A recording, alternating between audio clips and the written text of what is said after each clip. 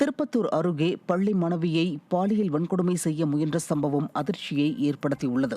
பத்திரிகானூர் அருகே 9ஆம் வகுப்பு படிக்கும் சிறுமி வீட்டில் தனியாக இருந்தபோது கண்ணையன் என்பவர் அந்த சிறுமியிடம் பாலியல் அத்துமீறலில் ஈடுபட்டுள்ளார். இதனை கவனித்த சிறுமியின் தாய் அவரை தடுக்க சென்ற நிலையில் அவரை சரமாரியாக தாக்கிவிட்டு தப்பிச் சென்றுள்ளார். இதையடுத்து படுகாயமடைந்த பள்ளி மாணவி மற்றும் அவரது தாயார் ஆகியோர் அரசு மருத்துவமனையில் சிகிச்சைக்காக அனுமதிக்கப்பட்டனர்.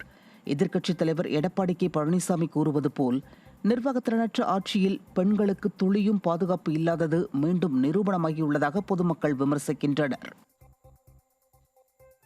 திருவண்ணாமலையில் 7ஆம் வகுப்பு மாணவனை அரசு நடுநிலைப்பள்ளி தலைமை ஆசிரியை பிரம்பால் அடித்ததால் பரபரப்பு ஏற்பட்டுள்ளது.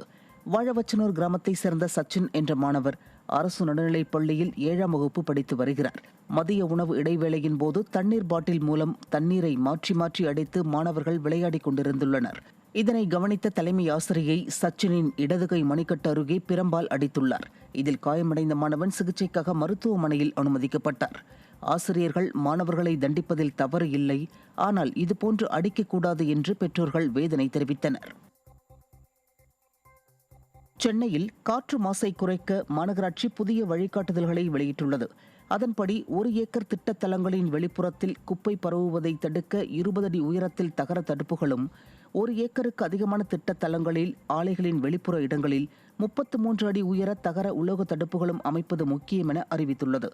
கட்டிட கழிவுகளை நடைபாதையில் கொட்டாமல் தனியாக ஒதுக்கப்பட்ட இடத்தில் சேமிக்க வேண்டும் என்றும் அறிவித்துள்ளது. காற்று மாசுபாட்டை உறுதி செய்ய CCTV கேமரா பொருத்துவதோடு மாநகராட்சி அதிகாரிகளின் ஆய்வுக்கு அதனை சமர்ப்பிக்க வேண்டும் என்றும் அறிவித்துள்ளது.